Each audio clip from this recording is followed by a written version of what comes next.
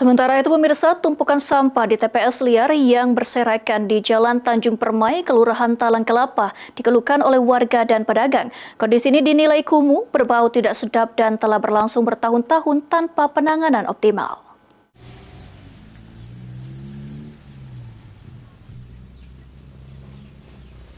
Dari pantauan PAL TV, pada Minggu 28 Desember 2025, sampah terlihat menumpuk di sepanjang pinggiran Jalan Tanjung Permai. Menurut warga, tumpukan ini sudah bertahun-tahun dan kerap mengeluarkan aroma tak sedap.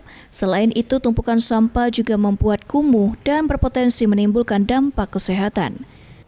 Salah satu warga, Desti, mengatakan mayoritas pembuang sampah adalah warga luar yang membuat petugas DLH kesulitan mengangkut sampah.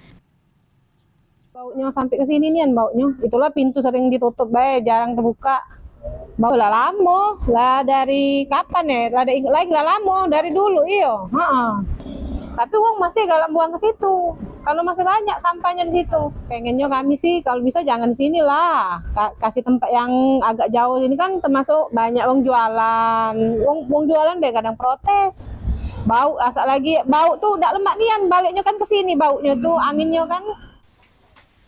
Keluhan serupa disampaikan pedagang di sekitar lokasi. Puspa mengatakan tumpukan sampah mengganggu aktivitas usaha selain karena aroma yang tidak sedap dan membuat kumuh. Sampah juga kerap berhamburan ke rumah warga akibat hujan. Tempatnya maksud aku kan dibuat tempat sampah, jadi kan aman maksud aku.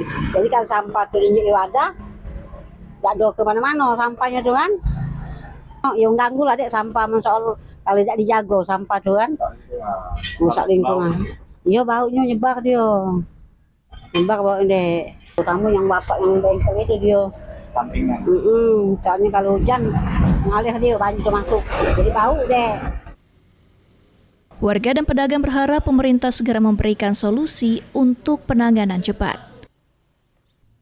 Muhammad Aidil, PAL TV.